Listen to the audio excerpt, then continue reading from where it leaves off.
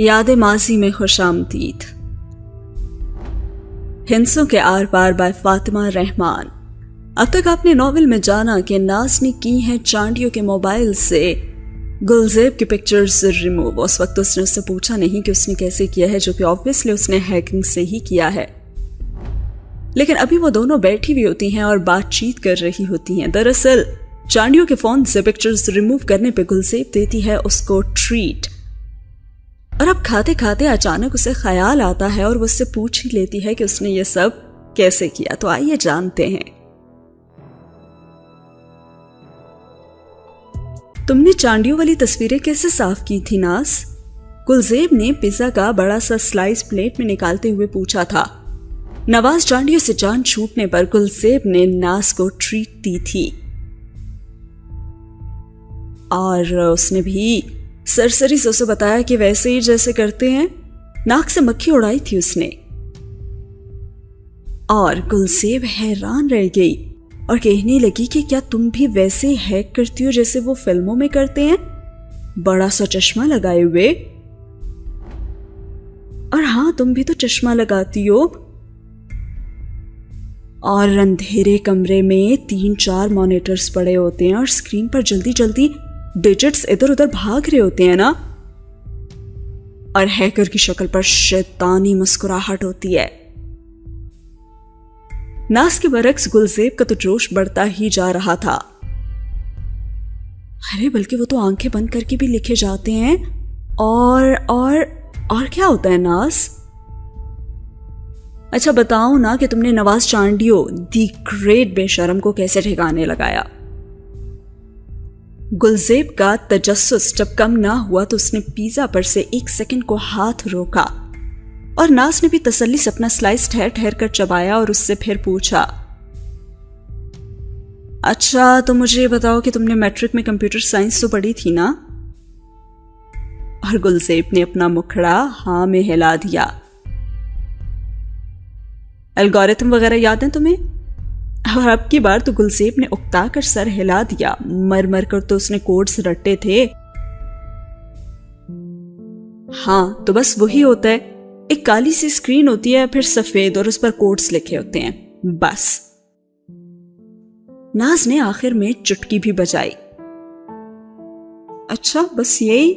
इसे कितना बोरिंग काम है ना तुम्हारा ये नाज। फिल्मों में तो इतने मजे का लग रहा होता है ये। गुलजेब का जोश अब झाग की मानद बैठ गया था। खैर अब ऐसी भी कोई बात नहीं है, बोरिंग तो नहीं है। इधर उधर ताक झांक करने का मजा ही और है। नाज ने 32 दांत दिखाते हुए उसे बताया था। अच्छा और वो उसका बताओ ना, उसका भी कोड लिखकर हैक किया था तुमने? गुले, नाज खनकारी।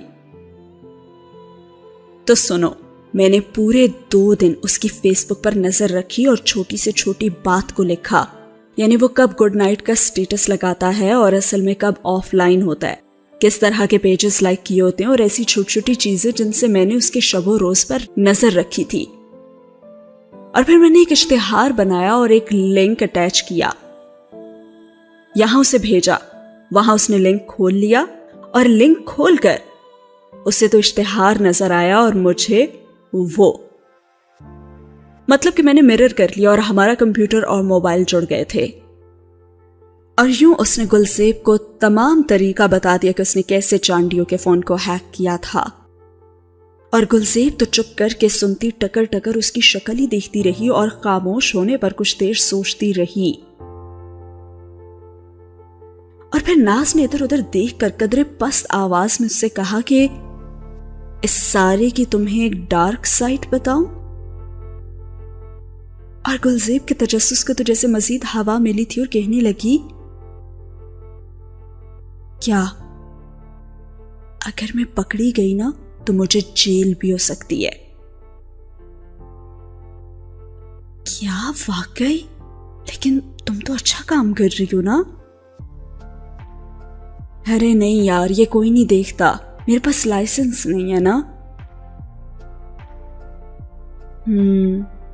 तो नाज तुम्हें ये सब किसने सिखाया है? ارے بس بس، میں ہوں ہی اتنی ٹیلنٹڈ، خود بخود سیکھا ہے میں نے. اس نے فرضی کالر جھاڑے. بالکل جھوٹ.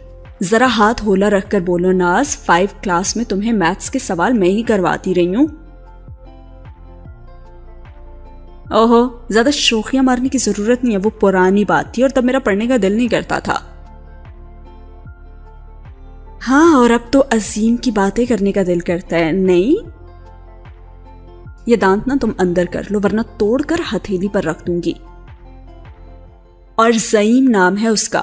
تم لوگ نام کیوں غلط لیتے ہو بیچارے کا؟ ایک بار کتابوں کی دکان پر ملا اور ویسے اسے ملنا نہیں ٹکرانا ہی کہتے ہیں، اور پھر پارک میں بس 4-5 بار ہی ملی ہوں میں اس سے.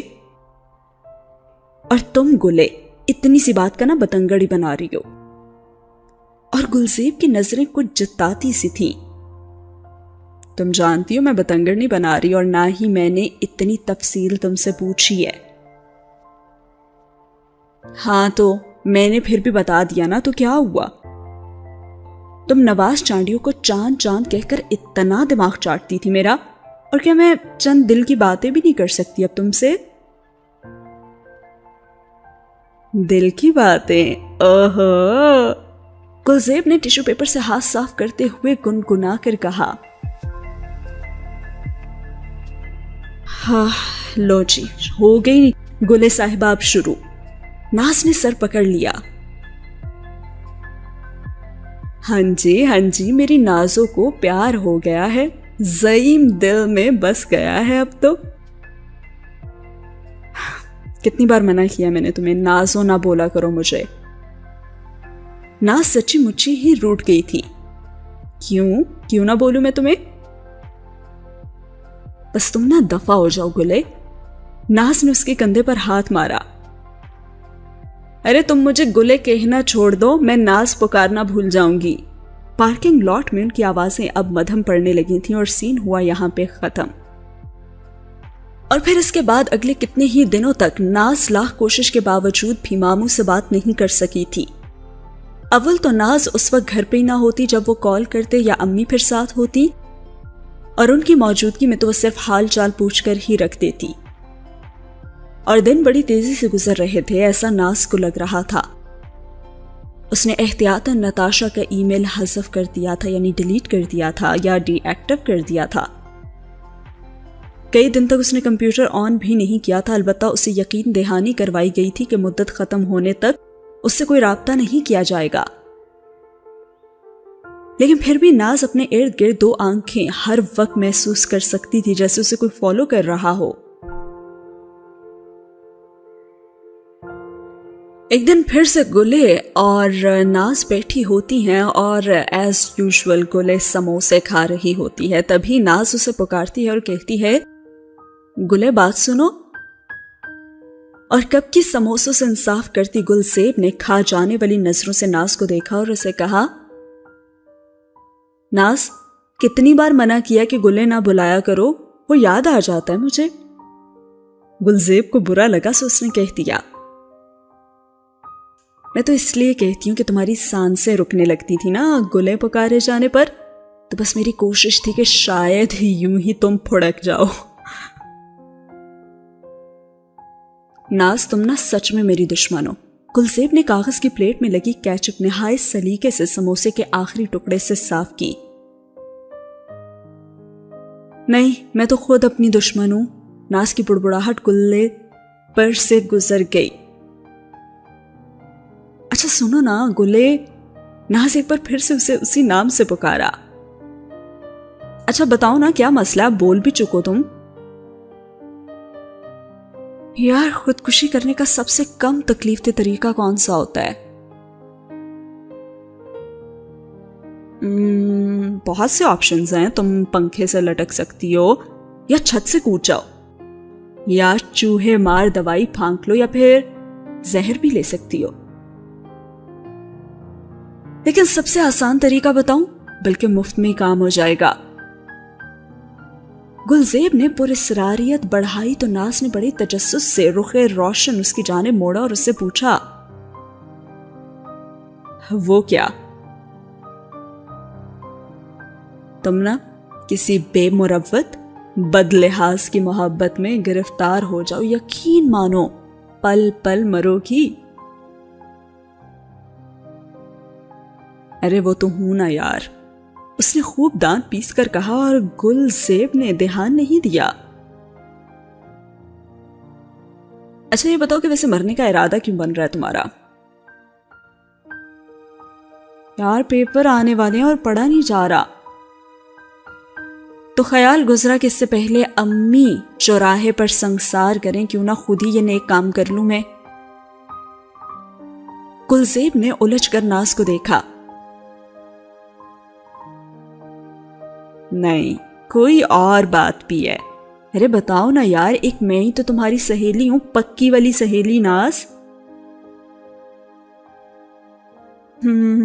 ناز کی توجہ اب بھی بٹی ہوئی تھی۔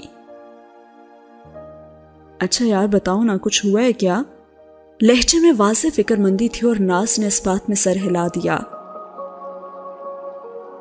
بس یار ماموں بہت یاد آ رہے ہیں۔ اوہو آ جائیں گے، تم ٹینشن نہیں لو۔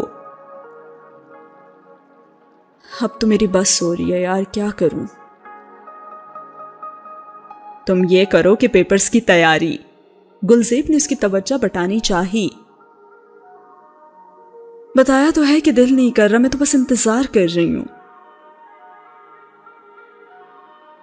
انتظار؟ لیکن کس کا؟ ملک الموت کا، ناز نے بڑی اسپاٹ انداز میں کہا، اور گلزیب نے ایک تھپڑ اسے رسید کیا، لیکن وہ ویسی کی ویسی بیٹھی رہی اور سین ہو گیا ختم۔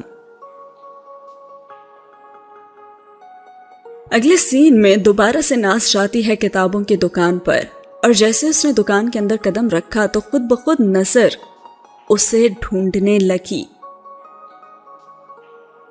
وہ کونے میں بنے بینچ پر بیٹھا ہوا تھا، اس کے ہاتھ میں اخبار تھا، اور وہ بھی وہاں جا کے بینچ کے دوسرے سرے پر ٹک گئی، لیکن وہ خاموش رہی، اس نے اسے پکارا نہیں۔ خاموشی اور چپکے سے انہیں تکتی رہی، جب ہی زہیم نے رخ ناز کی طرف کیا اور اخبار نیچے کیا۔ وہ سامنے ہی دیکھ رہی تھی، لیکن نظروں کی تپش محسوس کر سکتی تھی، لیکن مستقل سامنے ہی دیکھتی رہی۔ اور بات کا آغاز کیا زعیم نے اور اس سے پوچھا، ایک چھوٹا سا سوال پوچھنا تھا، اور ناز نے گردن کی ہلکی سے جنبش سے اجازت دی۔ زعیم بینچ پر سرک کر کچھ قریب ہوا اور ناز نے ان ساکت لبوں کو بغور ملاحظہ بھی فرمایا۔ تبھی اس نے دیکھا تھا کہ وہ ہلکا سا مسکرایا تھا اور اس کے سفید ننھے موتیوں جیسے دانت بھی نظر آئے تھے اسے، لیکن شاید وہ جھجک گیا تھا اور وہ فوراً منہ بند کر کے سائڈ پہ ہو گیا، یا پھر شاید وہ کچھ دیر مزید اس لمحے میں گزارنا چاہتا تھا۔ اب ناز نے پلکیں اٹھائیں، بادامی آنکھوں میں سحر تھا، زعیم سیاہ آنکھوں کی گہرائی میں دھیرے سے اتر گیا، ہونٹوں میں جنبش ہوئی، بادامی آنکھیں سوال بنی تھیں، جبکہ سیاہ آنکھوں میں امید کا ایک جگنو تک نہ تھا۔ سیاہ آنکھیں تھیں ناز کی اور بادامی آنکھیں تھیں زعیم کی۔ زعیم نے ناز کو پھر دور جاتے ہوئے دیکھا اور خود سے بہت دور، اور جب ہی ریک کی دوسری جانب سرگوشیاں سنتا کوئی متوازن چال چلتا بک شاپ سے نکلا تھا۔ ان کا پیچھا کون کر رہا تھا، ان کی باتیں کون سن رہا تھا، یہ یہاں پہ نہیں بتایا گیا، لیکن رات بہت خاموش تھی اور سرد بھی۔ ناز کو دل کی گہرائیوں میں ٹھنڈک اترتی محسوس ہوئی تھی۔ کبوتروں کے پاس بیٹھی ناز نے گھونسلے میں انڈا دیکھا تھا، اور کچھ دنوں سے وہ کبوتری کو 2 انڈوں پر بیٹھی ہوئی بھی دیکھ رہی تھی۔ آج صبح ہی ایک انڈا اس نے توڑ دیا تھا، اور اب اکلوتے انڈے پر وہ قدرے اداس سی بیٹھی تھی، اور ناز بھی ہتھیلیوں میں چہرہ گرائے اس انڈے کو دیکھے گئی۔ پتہ نہیں کب چھوٹا سا کبوتر نکلے گا اس میں سے۔ گلزیب اور نافع کے بعد زعیم اس کا تیسرا دوست تھا، جسے اس نے آج صبح شاید کھو دیا تھا۔ آسمان کی سیاہ چادر پر ستارے صاف نظر آ رہے تھے اور ہوا میں خنکی بڑھنے لگی تھی۔ हवा का झोंका पत्तों पर से सिरसराता उसे छू गया और वो झुरझुरी लेकर खिड़की के पास से उठ गई। पर्दे बराबर करके वो बिस्तर पर दराज हो गई। सोचने लगी कि आज एक अच्छा दोस्त खो दिया मैंने, लेकिन मैं क्या करती, मैं मजबूर थी। लेकिन खुद को तसल्ली देने के लिए काफी नहीं था। मामू आप वापस आ जाए ना जरा, मेरी नाराजगी अब लंबी हो चुकी है। आंखें बंद करते वो आने वाले बुरे दिनों को महसूस कर सकती थी। और रात में जब आसमान साफ था और सितारे मंसूर हयात खान को देखकर सरगोशियां कर रहे थे, तभी हमजा ने उसे आज की रुदात सुना दी थी। यानी कि नाज और ज़ईम के बीच में जो कुछ हुआ था, वहां पे खड़े एक जासूसी करने वाले शख्स ने सबको सुनकर रिपोर्ट कर दिया था हमजा को, और अब हमजा रिपोर्ट कर रहा था मंसूर हयात खान को। उसने बताया कि उसका नाम ज़ईम है, नाज की तरह मिडिल क्लास खानदान से ताल्लुक रखता है, छोटी सी ही जॉब है और ये ज्यादातर किताबों की दुकान पर मिलते हैं। और आज तो दरअसल ज़ईम ने, और फिर तेज तेज बोलता हमजा अटक गया और मंसूर हयात खान ने उसके चेहरे की तरफ देखा और उससे कहा कि बताओ ना, हकला क्यों रहे हो तुम?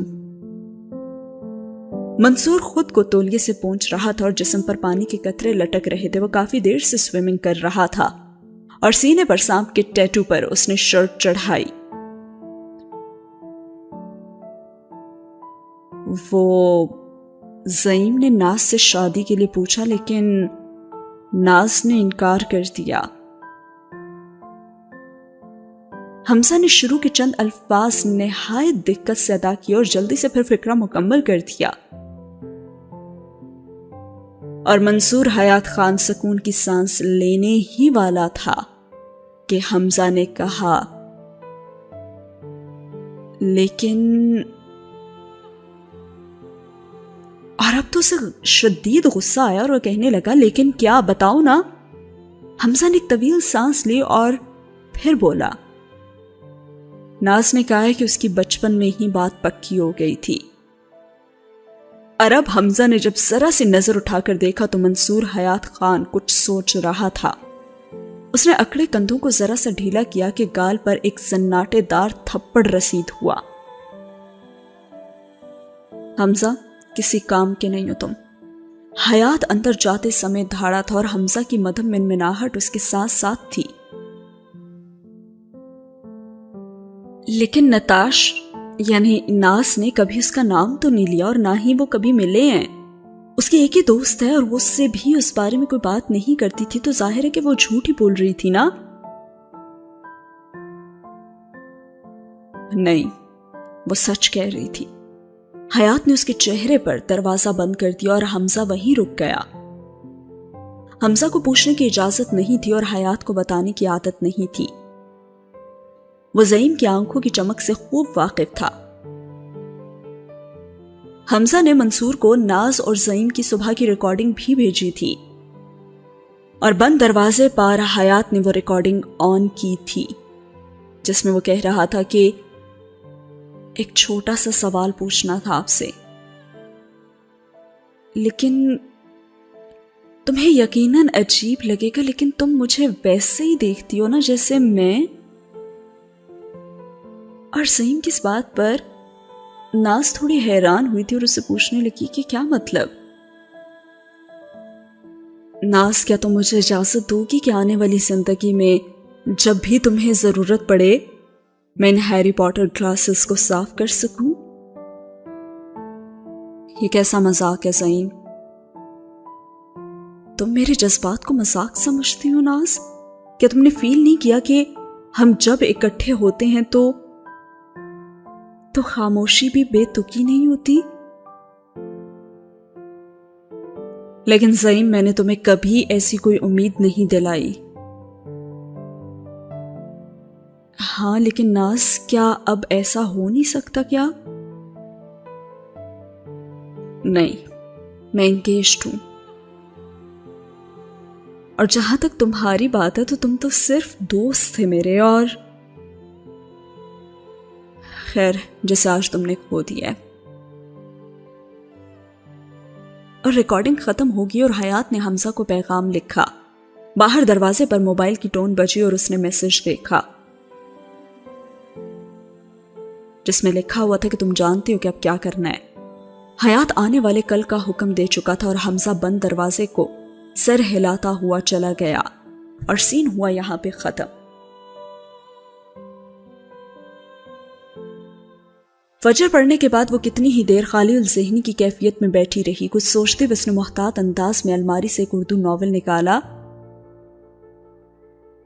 اور وہ کوئی معمولی اردو ناول نہیں تھا بلکہ خود اذیتی کا طریقہ تھا۔ کتاب کھول کر پہلے صفحے پر لکھی سطر پر ہاتھ پھیرا اس نے جہاں پہ لکھا تھا ایک چشماٹو کے نام زعیم ٹیپو کا پہلا تحفہ۔ اس کے تو وہم و گمان میں بھی نہیں تھا کہ وہ اسفن شمائلہ والا ناول کسی دن اپنے بستر پر بیٹھ کر مکمل توجہ کے ساتھ پڑھے گی۔ یہ اس کی اپنی کسی کوشش تھی حقیقت سے کٹنے کی۔ سائڈ ٹیبل پر دھرے جاسوسی اور سیریل کلرز والی کتابیں سہم کر اس رومانوی اردو ناول کو ہی دیکھ رہے تھے کہ آج کیا ہو گیا، ہمیں پڑھنے کے بجائے اس ناول کو پڑھ رہی ہے یہ۔ زمان مکان سے کٹے وہ ایک ہی نشست میں 300 صفحات کا ناول ختم کر کے ہی اٹھی اور پھر کہنے لگی کہ اتنا برا بھی تو نہیں تھا، اور ٹھک سے کتاب بند کر کے اس نے گھڑی دیکھی اور پھر تیار ہو کر نچلی منزل پر آ گئی۔ لیکن آج پراٹھوں کی خستگی نے بھی اسے منایا اور نہ ہی گرم چائے اس کے غم کا مداوا کر سکی۔ وہ خالی خالی نظروں سے سب کو دیکھے گئی اور بند کانوں سے سنتی گئی۔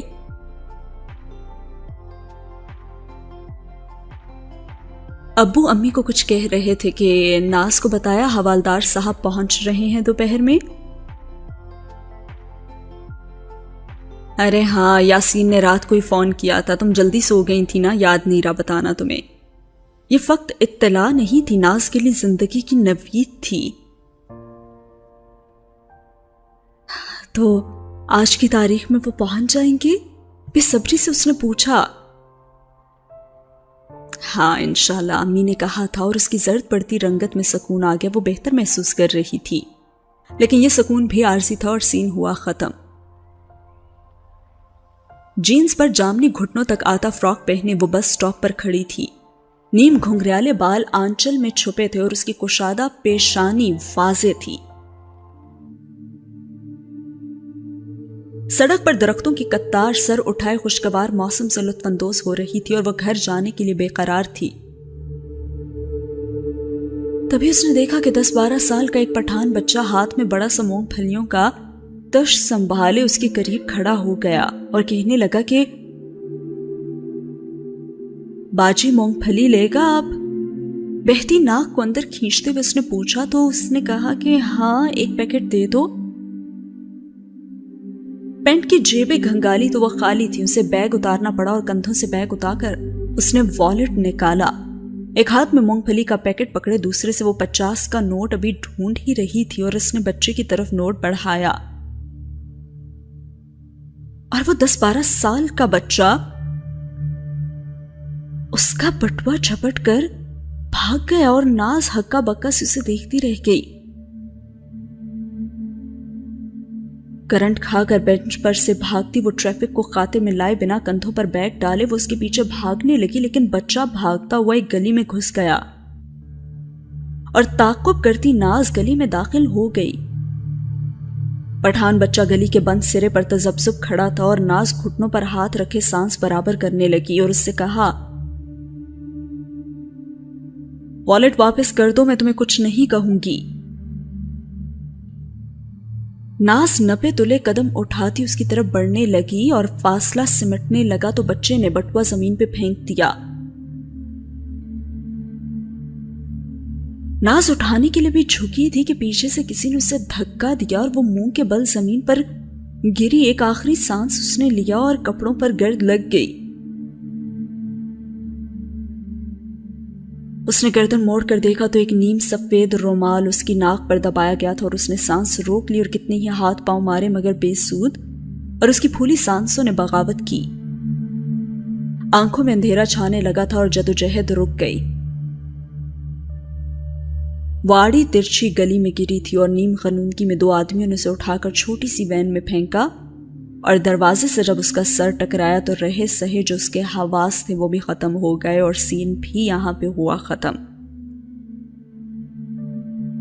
उसने जब आंखें खोलने की कोशिश की तो उसका सर भारी हो रहा था और बंद आंखों के साथ उसने महसूस किया कि वो किसी सख्त चीज पर थी। जमीन थी। पपोटे पे लर्जिश पैदा हुई मगर खोलना मुश्किल था। उसने हाथ हिलाने चाहे लेकिन वो भी बंधे हुए थे। बंद आंखों के साथ टांगे सीधी की तो वो भी सख्ती से बंधी हुई थी। आहिस्ता आहिस्ता हवास बहाल हो रहे थे और वो आंखें नीम कराने में कामयाब हुई और बंधे हाथों के साथ उसने उठना चाहा लेकिन वह उठ नहीं सकी। उंगलियों की पोरों से एक बार फिर उसने फर्श को छुआ। लकड़ी का चिकना फर्श था और एसी की ठंडक थी और वो कुछ लोगों की बुड़बुड़ाहट भी सुन सकती थी लेकिन अल्फाज गड़मड़ थे, सुनाई नहीं साफ दे रहे थे। उसने बहुत खूब जोर भी लगाया लेकिन टूटे टूटे लफ्ज थे।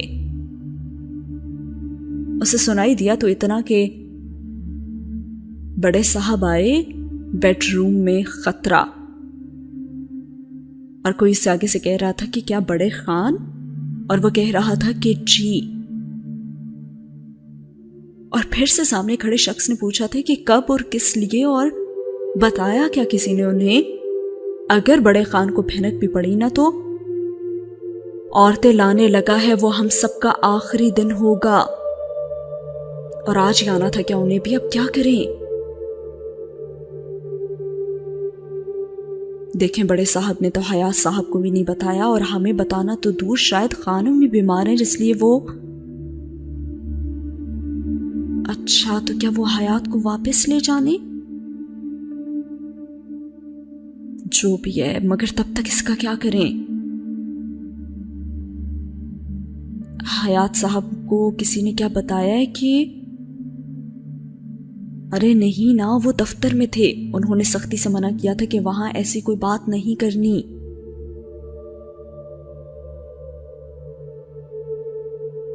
अच्छा, तो फिर अब? दरअसल ये जो 2 लोग थे इनमें से एक होगा हमजा और दूसरा उसका कोई आदमी होगा जो कि बातचीत आपस में कर रहे थे। और यहाँ पे बड़े खान यानी कि हयात के वालिद मोहतरम भी आ चुके थे और खानम जो कि हयात की वालिदा है उनकी तबीयत खराब थी। और इन टूटे फूटे अल्फाज को सुनने के बाद तो नास को भी कुछ कुछ समझ तो आ गया था। उसने आंखें बंद कर ली। उसने दूसरी तरफ देखा तो मुंह दीवार की तरफ था और 3 आवाजें उसकी पुश्त पर बोल रही थी। कुछ सोचते हुए उसने आंखें पहले ही की तरह बंद कर ली और वह कदमों की धमक करीब आते भी सुन सकती थी। और उन तीनों में से एक शख्स ने बाकी 2 से पूछा कि अभी तक उठी क्यों नहीं है। और बाकी 2 ने कहा कि अच्छा है हयात के आने तक यूं ही पड़ी रहे, और बड़ी टांगे मारी थी इसने तो। खुरदरी आवाज वाले ने हुंकारा भरा, अच्छा तो किसी को भेजो ना कि वो हयात को बता तो दे। कम से कम फिर हमें इंतजार करना तो होगा ना। अगर हयात आज चला गया तो उसे, इस लड़की को फिर कहां रखना होगा? अब जाओ भी, मेरी शक्ल क्या देख रहे हो तुम? और फिर 4 कदम बाहर निकल गए तो नाज को माथे पर पसीना महसूस हुआ। वो जानती थी कि वो जो भी था उसे देखे जा रहा था। ओहो नताशा, अरे नहीं नहीं, तुम पर तो नाज सूट करता है। और वो शख्स अब उसे अपने करीब आता हुआ महसूस हो रहा था और वो मजीद डर गई थी। और यहां पे हुआ ये सीन खत्म।